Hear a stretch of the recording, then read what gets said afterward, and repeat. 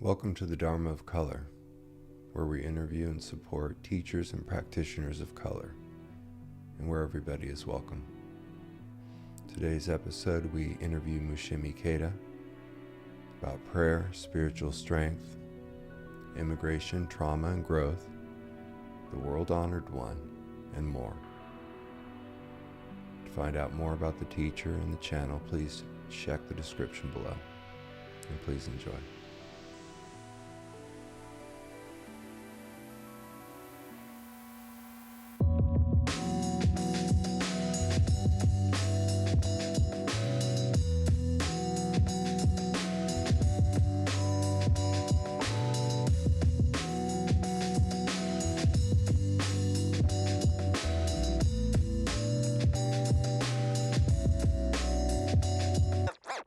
Good afternoon, Mushim. Welcome to Dharma of Color. Thank you so much, Blake, for inviting You're me. welcome. Yes. I want to say it's been a long time, but it's been a couple months. And I must just say, you're the first teacher to appear on this channel and an inspiration to me and to the BIPOC Sangha, generally speaking. You've worked so much with various meditation groups, and in your description of meditation, you say meditation and prayer are ordinary, seamless, interwoven with daily life. At first, I wanted to ask you about interwoven with daily life. As a Zen student, that makes sense to me. But could you first talk about prayer? Thank you so much. I'm happy to talk about prayer, Blake, because my specific relationship to prayer, which is a word that can be interpreted in many different ways and means different things to different people. So I'll tell you about my relationship to it, is that I was raised in Ohio in a Japanese American family where my parents never went to church. They never espoused any religion that I knew of. Kind of, sort of, we knew that my mother's side, she grew up in Hawaii, that part of the family was very Buddhist. However, we were in Ohio and those relatives were not missionary in any way. So we didn't really know what that meant. We just knew they weren't Christians. And my father's religion, if anything, was nature. He loved trees and lakes and being out on a lake, fishing and being out in nature. So we were not a Christian family, and I did go to church with neighbors when I was a small child. However, they didn't try to convert me either to Christianity, and I just had fun. It was kind of a social thing. And so Mm-hmm. from that, I'm 67 now. I grew up, and fast forward to, let's see, it would be 1996. 1996. Mm-hmm. My father, my mother and father lived on a lake in Virginia where they had built a house for their retirement. And I'm in Oakland, California, so clear across the country. They're out in this rural part of Virginia. And my father died suddenly in the night in April 1996 when my like 7-year-old son and I were visiting. Now, he had had a series of strokes. So we were all shocked. However, his doctor was not at all. And it wasn't completely shocking in that he was not well. Um, and then my mother at the same time had terminal cancer. She was in the last uh, year and a half of her life. So as the stresses increased on my brother and sister and I, it began to actually break our family apart. And I turned, of course, to my Buddhist practice, which fully embraces that death does happen, It's kind of one of part of our foundation understandings is impermanence. And I too Mm. had entered in through Buddhism, through the door of Zen Buddhism. And I have to say, it took me to a certain point of saying, yes, death happens and it's natural, and our family isn't being victimized in some way by some God who's trying to punish us. So that was good. And it didn't get me the whole journey. And so I spontaneously just dropped to my knees and began praying. I was so desperate. And I didn't know who I was praying to. I didn't know what it was. I just knew I needed help of something beyond me. So I've never done 12-step work. However, my understanding is that this would have been spontaneously how I said, this is too much for me. I need to turn it over to a higher power. So that was in 1996. I've been praying quietly ever since. And more recently, in the past year, in the midst of the cascading crises of climate crisis, of the pandemic, of all the political turmoil, climate crisis in particular really put me into a very deep pit of despair. And the only way I could find out of it involved, once again, the action of prayer, which to me is fundamentally saying, um, I need to turn this over to something which is much larger than me. I didn't cause it. I can't cure it. So I'm speaking 12-step language here. I'm not absenting myself from my responsibility to do what I can to address the larger picture. And I can't solve it. I'm one person. There's no way that I can solve it. So I need to be able to sleep at night. I need to be able to be joyful. I need to be happy to be able to do my work and take care of the people that I take care of. And so my action is going to be to take the attitude of prayer, which usually involves bowing the head. So there's that kind of surrender. In Buddhism, we do the prostrations. And the way I was taught by my original Zen teacher, who's a Korean Zen monk, is we go forward on the floor and we touch our head to the floor, and then we lift our palms up. And that means we offer up. We offer up our what we ourselves cannot handle. So for me, prayer is that.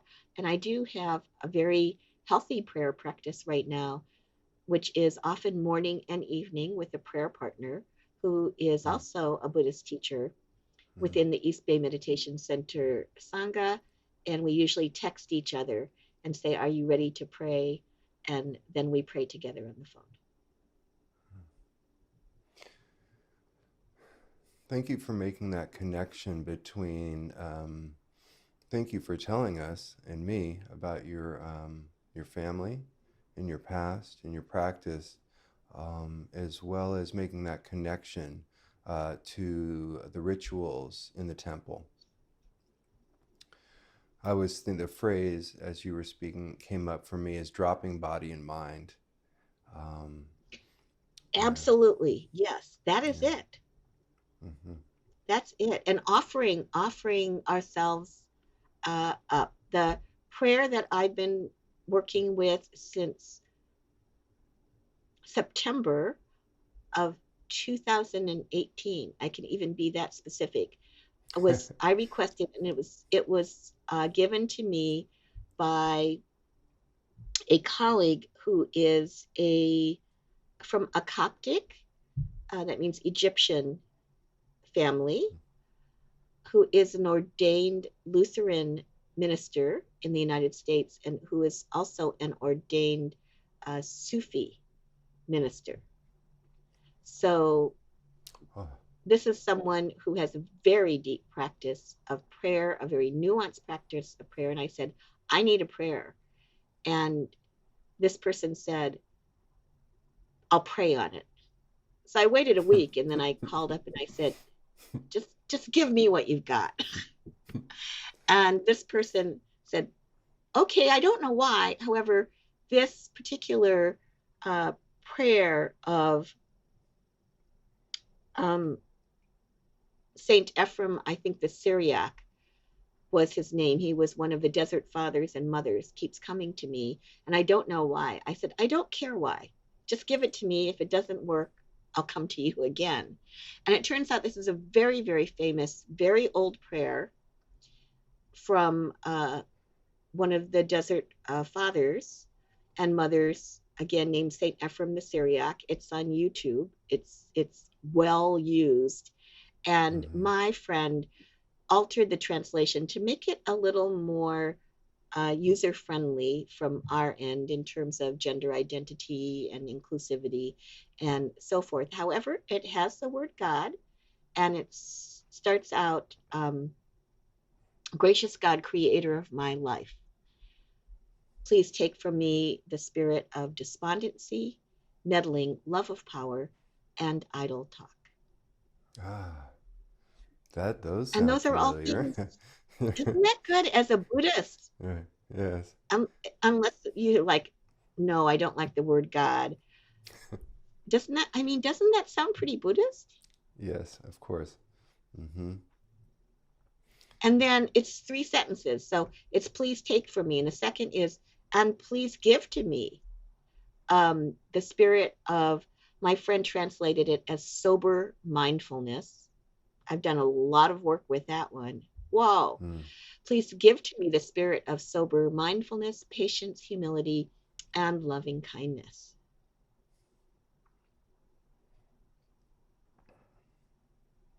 It's So this is a good prayer, Blake. This is an excellent prayer.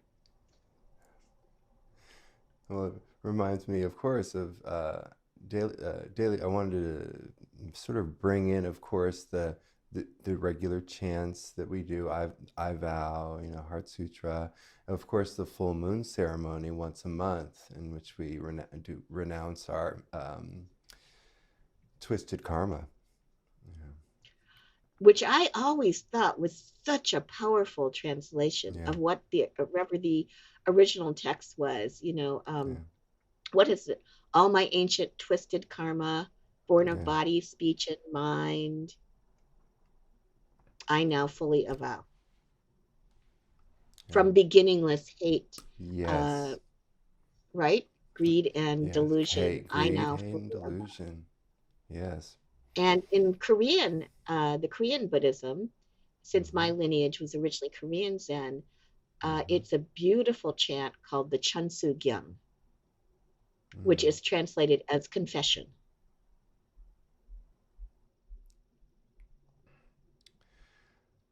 Speaking about your beginning, so you visit your father with your son and your mother, and your father passes away. Um, you had been practicing with Samu Sunim for what, 5, 6 years before that. He describes practice as simplicity, clarity, and spiritual strength. Could you sort of talk about spiritual strength? Sure. So it was 4 years, 1982 through the end of 1985 Mm-hmm. in Ann Arbor, Michigan. Mm-hmm. This particular teacher had a number of temples and lived mostly at our mother temple in Toronto.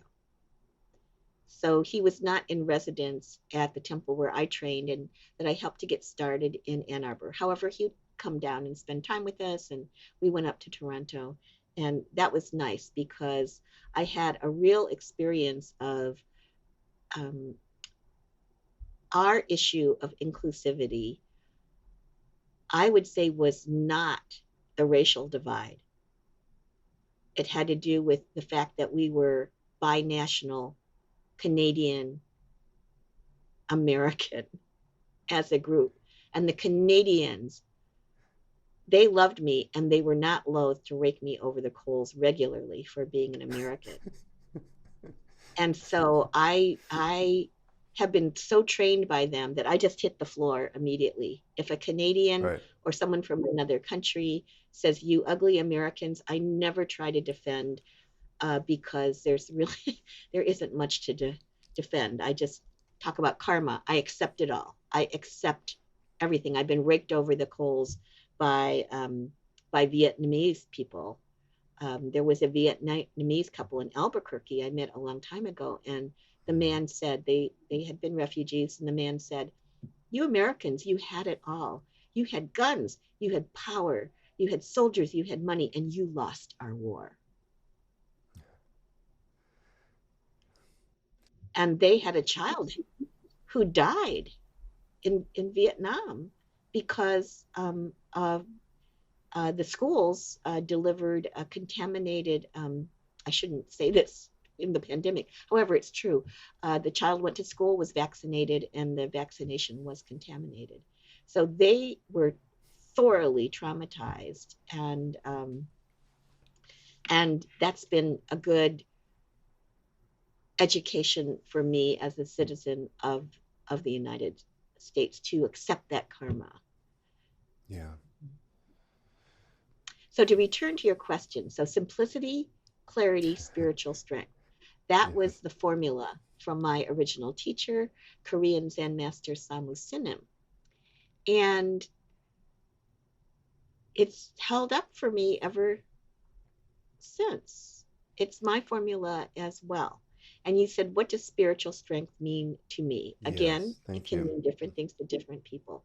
Spiritual Mm-hmm. strength to me means,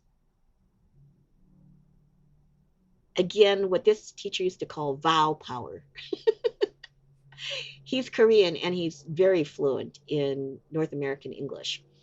And so he would say it's a vow power. So I did receive the Bodhisattva vows and precepts again in Toronto, Canada in May of 1983, which is the time at which the teacher gave me this horrible Dharma name I have, Mushim, which comes from the Heart Sutra, and literally means no heart mind, no eyes, no ears, no nose, no tongue, no body, no mind. No mind is Mushim in Korean, Mushin in Japanese. So it's a really like high class Zen name. And when I heard it at the precept ceremony, my heart sank. And I thought, I'm going to be worked really hard. Like this Good. teacher is going to probably work me to death for this name. And did So he? I don't like, he tried. So I don't Yeah. like the name. And however, that's the way it is. Um, I have to try to live into it. That's the way Dharma names are. But I didn't get a nice name like Great Ocean of Compassion or something that sounds really like nice. It's like no heart mind. So anyway, there. So spiritual strength to me has to do with constantly examining and then constantly renewing my bodhisattva vows, which for our listeners, if you're unfamiliar with them, I always say to my students that they contravene the the rule, one of the basic rules of life, which is don't try to eat anything larger than your own head, Huh. because they're too large for us to eat. They eat Mm-hmm. us. I mean, there's no way we can eat these vows and come out victorious. They're so big and they're ridiculous too. I mean, saving all beings. What the heck? They're four great vows. They're called the four universal vows of the Bodhisattva, and they're all equally ridiculous. Endless blind passions. I vow to whatever, to end or something. There are various translations of them, and it's a basic vow to save all beings from suffering. And so, yeah, Are so you so spiritual saying? strength to me is the vows. Are you saying that? I don't know. Perhaps it was Kazuhaga who was answering a Q&A question about achieving vows and about success. And with regard, I believe he was speaking about vows and attainment of vows. And he said it's like the horizon. Oh, he said it's like the North Star in the Underground Railroad. You're not going to get there, but you need to head that way towards freedom. And that was so beautiful. Is that what you're saying about sort of vows? No, No. that teaching comes originally from Thich Nhat Hanh. Mm. I don't think he said Underground Railroad. Kazu may have added that, which Of is a course. wonderful addition. Uh-huh. And however, definitely Thich Nhat Hanh talks about the North Star. And I use that Hmm. in my own teaching as well. Let's go in the direction of. We can use the North Star. If we go in the direction of the North Star, we will go north. And we don't expect to ever arrive at the North Star itself. So that's really, really good. And actually, no, it isn't my understanding, because my personal understanding of the Bodhisattva vows is that we complete the great work and fulfill the vow over many lifetimes. Mm. So it is goal oriented. It's not like, oh, well, yeah, I'll kind of go in the direction of liberating beings from suffering, but hey, I'm kind of going north so I can relax about it. I think it's quite driven. It's both driven in one sense. Uh, Bodhicitta means bodhisattva energy. It's highly motivated. It's very directed on one hand. And then on the other hand, the relaxation and the reality check is provided by the fact that no, we can't do this in one lifespan of 60 or 70 or 80 or 90 or 100 years. And some people have less, of course. Uh, and we can, as like the Terminator said, I'll be back. How can we, so can we kick back on our heel, can we kick back on our lawn chair? Because we can just keep coming back till we get it right. What's going to motivate us in this lifetime? Well, for me, I'd rather Hmm. get it done sooner rather than later. You're not a procrastinator. I am. However, in this regard, no. And why? It's because if we look around, if we read the news, if we look around our neighborhoods, if we look into ourselves, if we look into our families and communities, um, the need is so great. Hmm. And also, I think for the Bodhisattva vows to work for people over time, they really have to become very joyful. So it's not a like, oh, here I am, it's another day while beings are starving and suffering and, Syria and here and there and all Hmm. these terrible things. Hmm. Um, of course, can be those feelings.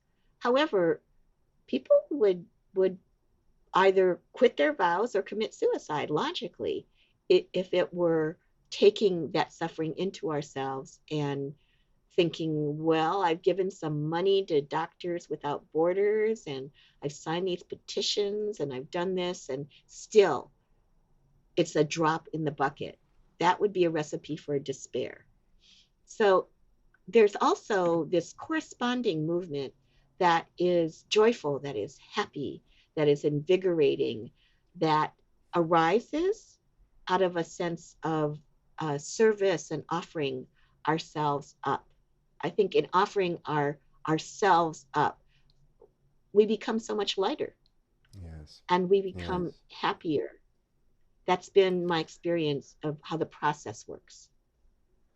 Um, I'd like to say before I move on that I think it's ironic that your name is Heartless because out of all the people, you are so heartful. You bring so much joy. there's different teachers have different flavors, but I just want to say that it's ironic, and it's if you dig irony, then it's totally fitting. And I didn't, also out of ignorance, I didn't even know. I just thought that was your regular name. I mean, I guess it is your regular name. At any It rate, is. yes, yes. We've spent some time on the individual, but I'm glad we're moving towards the collective. You also write in describing meditation, see and love yourself as you and others wish to be seen and loved. How do we know how others wish to be seen and loved? I'm glad you asked that, Blake. That comes from a little manifesto that I wrote for my year-long program at East Bay Meditation Center, Practice in Transformative Action. It's actually not Buddhist because it's funded in part by a grant, which stipulates that these are secular practices. So this is secular mindfulness for social justice activists and agents of change. However, that having been said, what we call mindfulness comes from the Buddhist tradition. And I don't want to do any cultural appropriation, number one. And number two, I am Buddhist. So even though the people in the program don't have to be Buddhist and many are not, many are also. Mm-hmm. And we're able Mm-hmm. to fold all that in as we go along. So a couple of years ago, I was thinking, how can I convey what I think meditation is? Not to take away from what anyone else says. And again, my original teacher, you will see the imprint on, of him on his Dharma on mine. Because Of I course. start out with, I say, keep it simple. Mm-hmm. Keep it simple. Mm-hmm. And and then I end with what you said: see and love yourself and others as you and they wish to be seen and loved. And so, in the first case, I think there's a process of fruitful discernment that can go on if one honestly says to oneself, how do I wish to be seen and loved? That can be especially important for people of color, members of identity categories who often feel either invisible and or seen in a stereotyped and negative way. So that can be a process of internal liberation. How do I wish to be seen? And then how do I, and heard, and how do I wish to be loved, can lead us directly into an investigation of that very loaded word, love. Mm-hmm.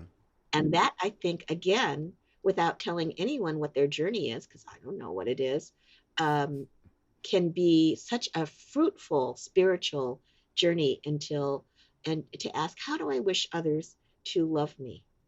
What behaviors would constitute that? So now we turn on to see and love ourselves and others as we and they wish to be seen and loved. And you asked, how do we know whether others feel seen and loved by us? And the answer is, we don't know. So if we want to know, we have to ask for feedback. Mm. We have to ask. And I'm a parent, and I've worked with a lot of children as a volunteer in the Oakland Public Schools Right. over the years. And so I know everyone's different. We're different in personalities, in generations, in cultures, uh, in modes of expression. There are neurodivergent folks. It's very, very diverse.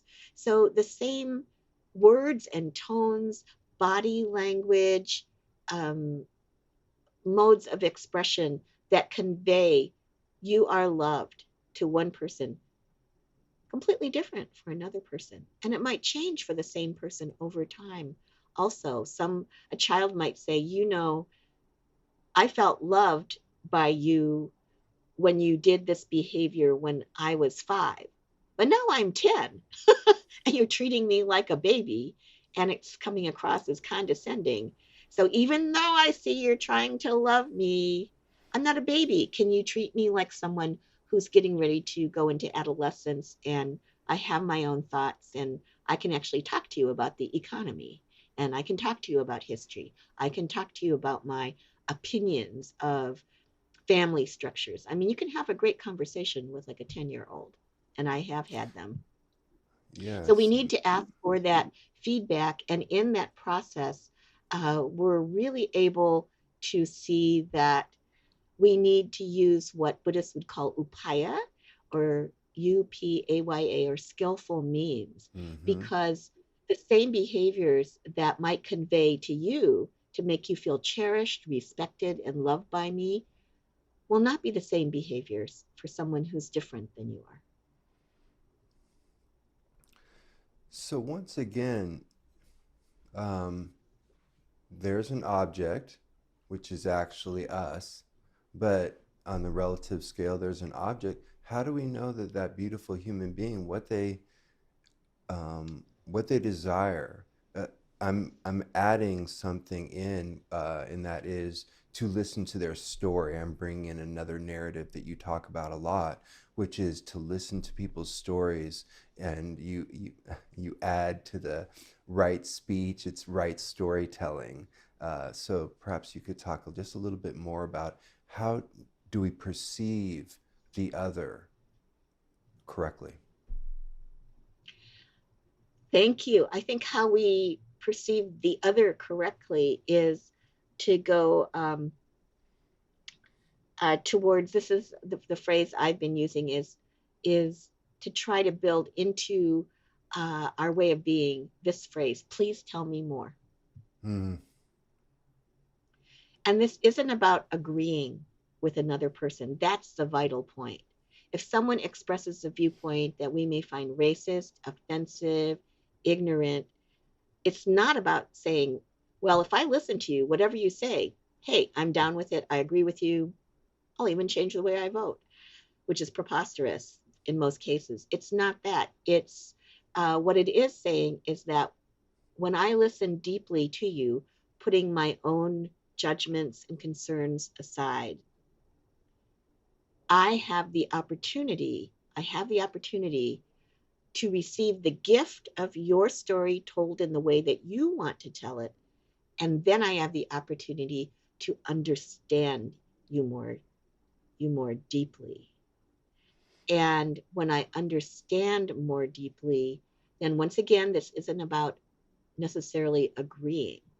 However, when I understand more deeply, then we can see, I think, the direct correlation. I'm talking in Buddhist language once again, between wisdom, which can also be called understanding or clear seeing, and compassion. So when compassion arises for another person, then we have um, empathetic resonance, and we're willing to empathize. And so then the more we empathize, the more we can hear what this person is expressing and see who they are, and then the understanding of why, what forces form them. So compassion arises, then wisdom or understanding can arise. We can go in the opposite direction. We can say, well, actually, I don't have that much sympathy for you, and I want to hear your point of view. Please tell me more. So, as understanding arises, almost always compassion is that other hand that can unexpectedly arise, and those are called the two wings of the bird. And then we have a complete bird. Yes. There, and this is how perhaps we deal with relatives of affinity and relatives of no affinity, as your teacher, one of your teachers, pointed out. Um, I want to talk about, now of course, we're talking about community here, and I want to talk about the Sangha, and I want to talk about one valuable member of our wider BIPOC, people of color Sangha, and just the Buddhist community in the Bay Area over the last few decades, and that's Bhante Suhita Dharma. Um, I maybe just in brief, your relationship with him.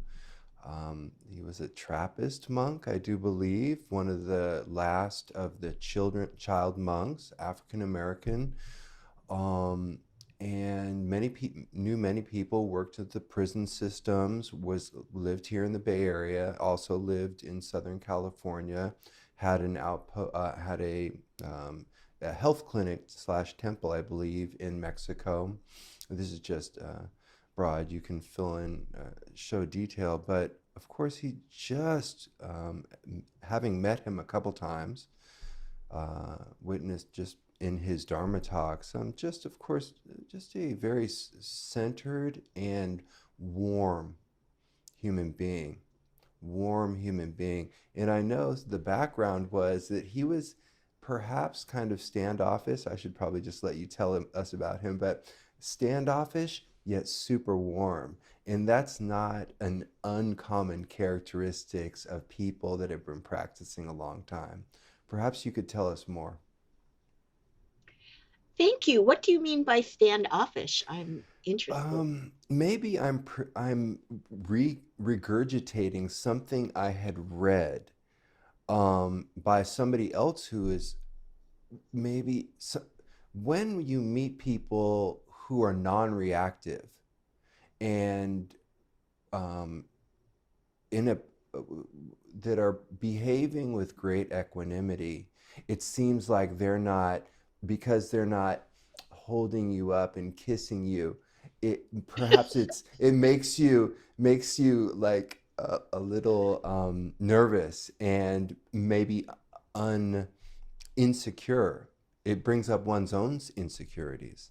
Maybe that's what I mean. Maybe I'm just uh, saying, but I thought I had read that he uh, was kind of a quiet guy, and he was happy just being alone, as well as being in community. But I don't know. You know.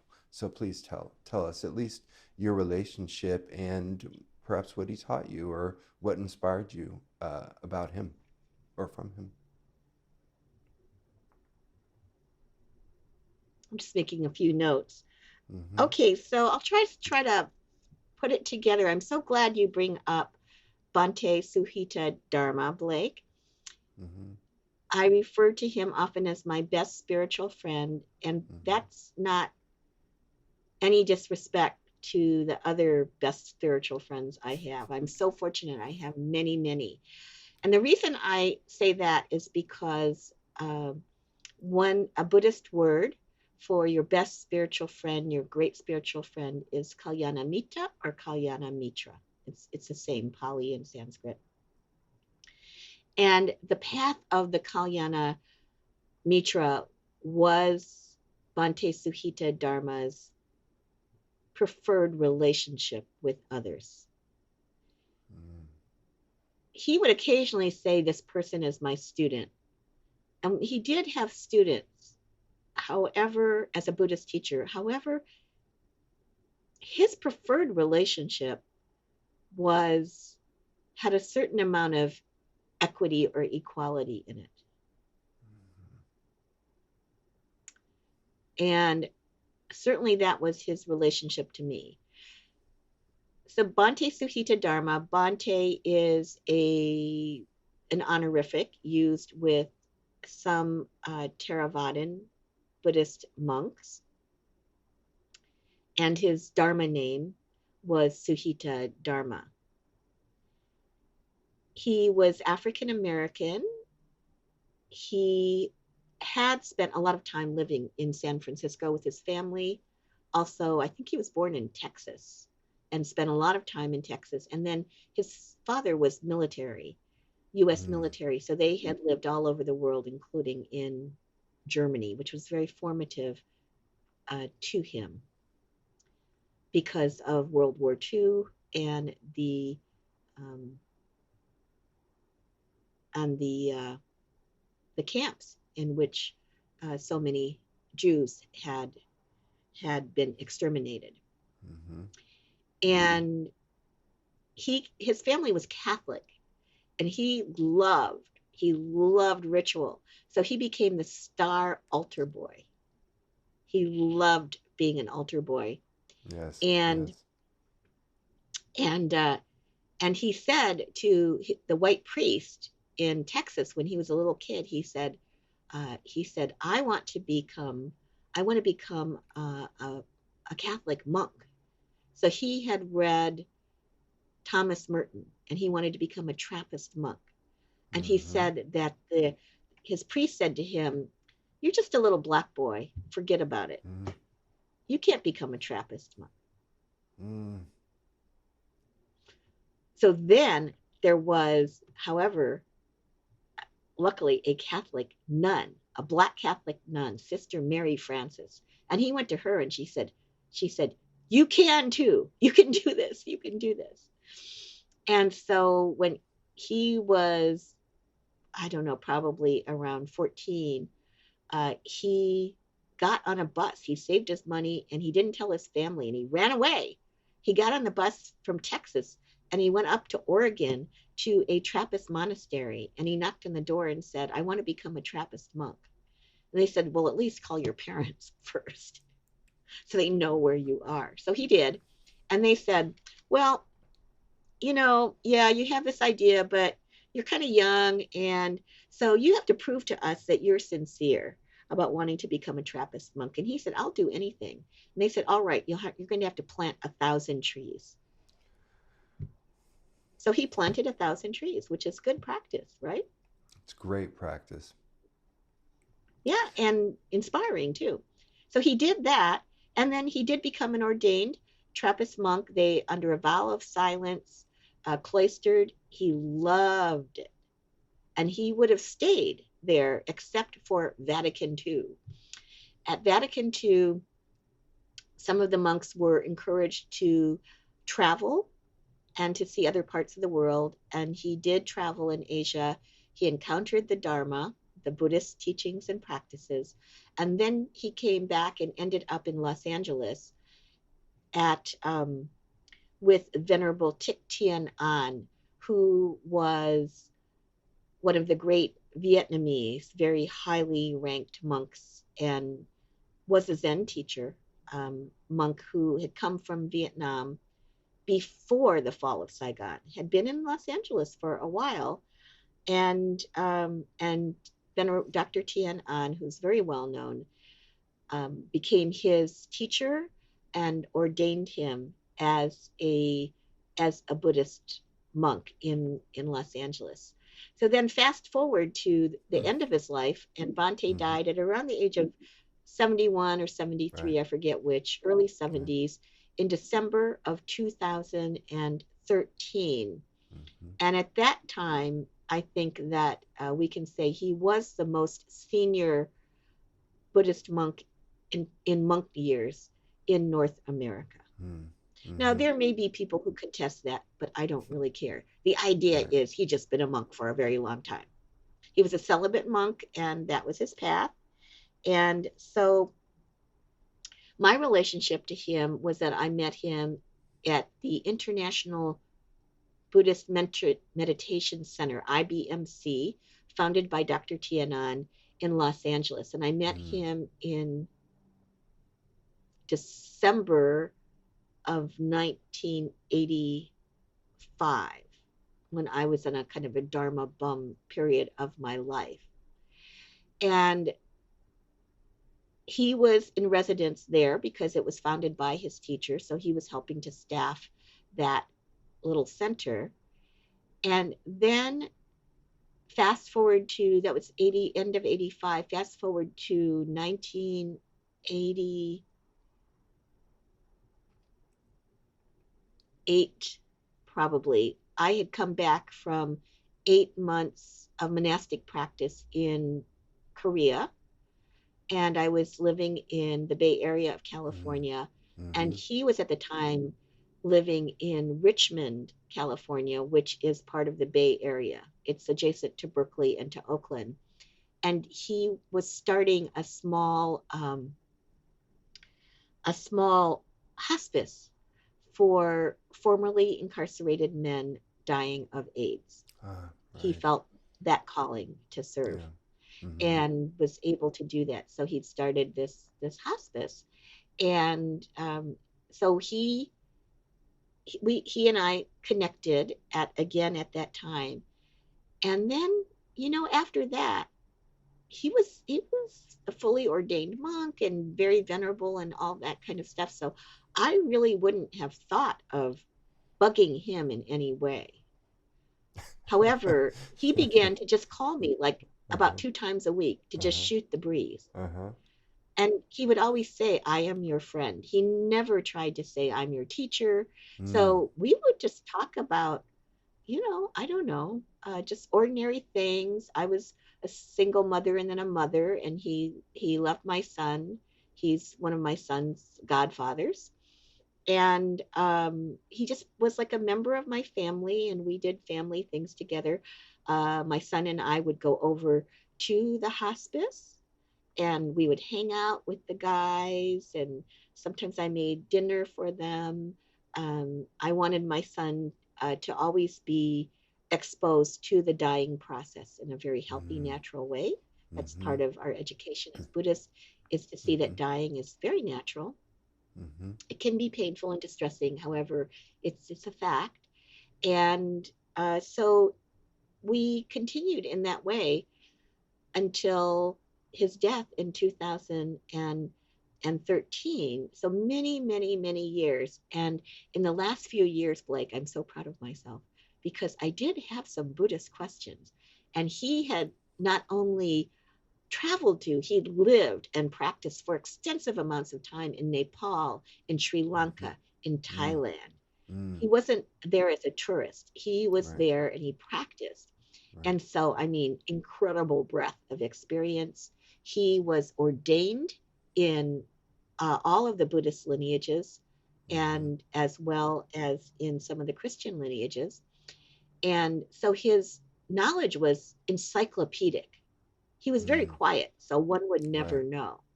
Right. However, I knew. And so in those last few years, occasionally I would say, Bante, I have a Dharma question. Mm-hmm. Can I ask it? And he'd actually would think about it because I didn't want to burden him if he just wanted to chat in a lighthearted manner. And he would think about it. He'd say, okay. And then I'd ask him my $64,000 questions. Money. And he would always make it clear he was speaking as an individual, that he didn't think he was some omniscient, enlightened being. He would always answer totally honestly and sincerely from his heart. And so we would have Dharma dialogue in this very intimate way, uh, really until he died.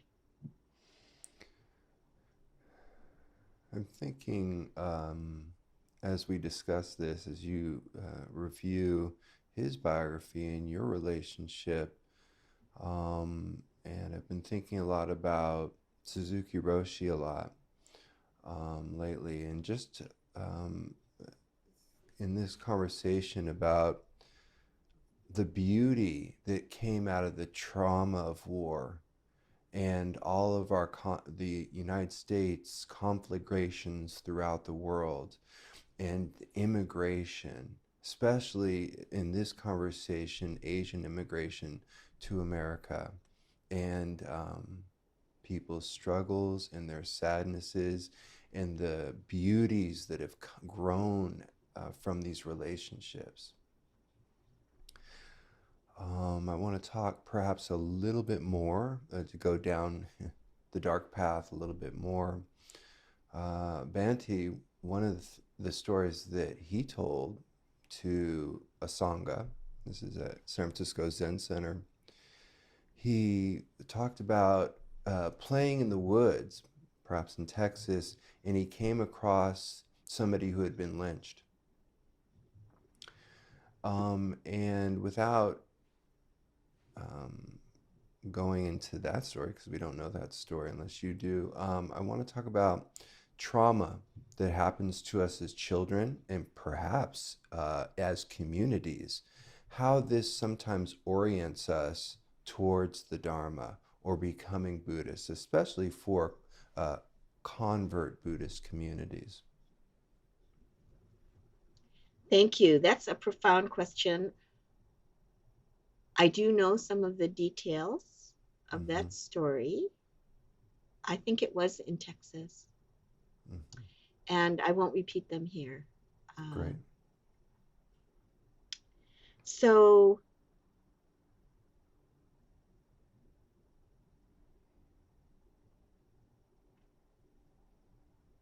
in my personal viewpoint, Blake, Mm-hmm. for people who aren't born into Buddhist families, for whom going to temple might be kind of sort of the same as going to church, and it's a social situation, um, and very valuable too. I'm in no way downplaying that. When we look at the value of any church in a community, it's what provides support when people are born, when people die, when they get married. It's not to be downplayed at all. It's This is all major um, functioning. That for and support for people who convert to Buddhism, I personally always assume that for someone who is not checking out Buddhism as one of many traditions, someone who has taken on a very deep and sincere practice, my working assumption is it's because of some traumatic, one or more traumatic events they've been through in their lives. It's Mm-hmm. got to be. It's got to be. Mm-hmm. Um, so the relationship of healing and transforming trauma, both individually and collectively, and Dharma, or the teachings and practices of Buddhism, is a direct path for people who choose Buddhism and go into it very deeply and are in it for the long haul. So in Bhante Suhita Dharma's case, I think what he told me is that that experience did put him on a spiritual path at a very young age. And since his family was Catholic, and he loved Catholicism too. At the time of his death, he still considered himself to be a Catholic. And had asked me before, what did I learn from him? So many things. However, here's one of them: is Mm-hmm. he and I taught several years a people of color 7-day silent retreat at 9,000 feet in the mountains um, outside Taos, New Mexico. And he was talking about his life and all of this. And one of the practitioners got very worried and put up their hand in question and answer and said, so, and their brow is furrowed like this. They're thinking, thinking, thinking, and they're saying, so if you're Catholic and you're Buddhist, then what do you do if you want to pray, and what do you do if you want to meditate? And Bante received that. I mean, he was thoughtful. He usually paused. He had a good pause. He would just take it in. He wouldn't just react. And I'll never forget. He just had this look on his face, and he leaned forward and he said, "Well," he said, "when I feel like praying, I pray. When I feel like meditating, I meditate."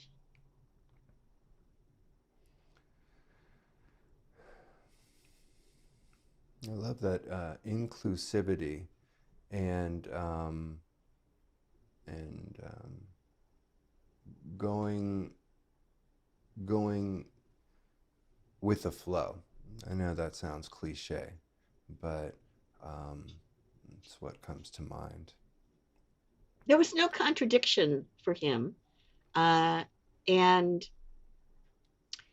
so that's obviously one of the things that I'm carrying on in my own Mm-hmm. way. And it's very personal, because of course we can get involved in dogma and Mm-hmm. fight each other until we have war and it's the end of everything. And that's not what I'm talking about. It's what Baba Ibrahim Farajaje, the former provost of the school of ministry of Star King here in the Bay Area, Mm-hmm. Mm-hmm. Baba Ibrahim used to call organic multi-religiosity. Oh, it's a That for beautiful those of us, phrase. Yes. isn't that it's Uh-huh. organic. So it's not like, Uh-huh. oh, here's the dogma here, but it doesn't match with that dogma there. And how could we all fit it together? It's not like that. It's organic.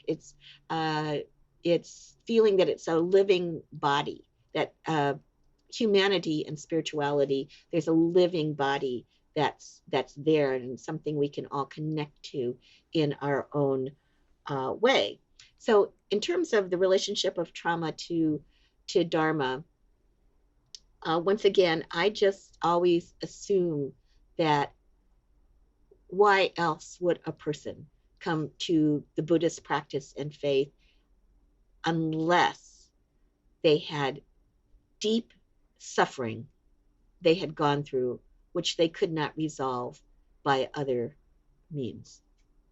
And that was true for myself as well. It's always very existential, it's personal, and it's also kind of universal, but at the same Mm-hmm. time, and collective at the same time. So in my case, it's generational. I grew up Mm-hmm. in Ohio, and I was a little kid during the 60s. And during that period, the United States was in what is called the Cold War, where we lived in fear of being nuclear bombed by Russia. Mm. And as a Japanese American, the specter of Hiroshima, Nagasaki was always part of our consciousness as a people. And so the thought of being nuked in Akron, Ohio, it was just horrible. And I was a little kid, so there wasn't, I mean, what could I do about it? And I would lie awake at night and stare up into the darkness in third grade. That's when it really hit me. And I was lived in a Christian area. We didn't have any access to Buddhism. I don't know if that would have helped or not. Anyway, I was just a kid. So I was like, I don't know, around 8 or something like that. And I'd lie awake at night and I'd look up into the darkness and I'd think, all right, God, if you are there, come down and fix this because this is unacceptable. Nuclear warfare is unacceptable. It's so cruel. It kills the environment. It is bad. It's bad and evil in every way. So show your power, Almighty God, and fix it. Now, of course, that never happened. So that made me really angry. And it did. I was just Right. mad. And so I thought, well, no help there in that way, at least. And which is a pretty simplistic way of saying, God fix everything. Mm-hmm. And mature Christians don't approach it in that way either, Mm-hmm. or everything would have been fixed by now, or things would be different. So uh, we come into a different relationship with what we might call the divine, the spiritual, God, for Buddhists, Buddha nature, whatever word we want to plug into that. Um, that what Thich Nhat Hanh calls the ultimate realm. And it's through our relationship, which always comes about through process and struggle, to connect to that which is greater than us, to the universe, to the very large forces of which our lives are a part. That what we call trauma, it doesn't go away. Instead, there's a kind of a proportionality that occurs. Because what I've seen that the most suffering that comes with trauma is self isolation.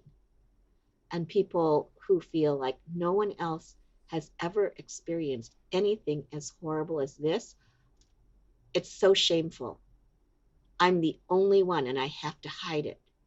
Mm. And the horrible truth is, they aren't the only one. This is the importance of Sangha, right? And Absolutely. um, Absolutely. And to Melvin, be in part of Sangha, we need to humble ourselves because there can be a kind of pride in thinking I'm the only one. That can actually, no, it can be. I No one can completely understand. possibly Yes. understand how much I've suffered. I was a political prisoner and I was tortured. Hmm. Sorry, you're not the only one. There are many people. There's a few avenues. We're coming, we have little time. There's so many avenues I want to go, but quickly, um, I was going to skip over this, but I know that you've said your father was kind of tormented by World War II experiences, being a GI, also being Japanese American. Um, and my question is, so many of us are crushed by this life. Can you speak just a little bit more about how mindfulness or Buddhism outright um, can help us not get crushed by this life and get out of difficult situations where we feel alone? Thank you, Blake. That is a really wonderful question. And briefly, yes, my father was what's called a Nisei in the Japanese American community. That means second generation Japanese American, and we count the first generation as the immigrants. So my grandparents, all four of my grandparents came from Japan. They were Issei. I means one, first generation. Ni, two. My mother and father, Nisei. I'm three, Sansei. I'm third generation. And my son is Yonsei, fourth generation, at least on my side. So, um, yes, my father was drafted into World War II from the family Ikeda family farm in Indiana. And he always said he remembered getting the letter and opening it up. It says, "Greetings from your president." That was a big moment in his life. And so, even though Japanese immigrants and Japanese Americans, exactly like himself and his family, were being stripped of all of their Hmm. civil rights and really human rights and put into concentration camps, Hmm. they were also, if drafted, expected to go to war and fight for the very same country that had stripped them of all their rights. So, of course, this made him tormented, as you said. He was angry his whole life, and who wouldn't be um, in many ways.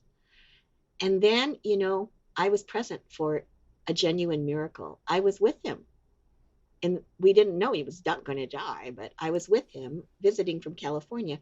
I was with him the last 3 days before he died suddenly in the night in April of 1996.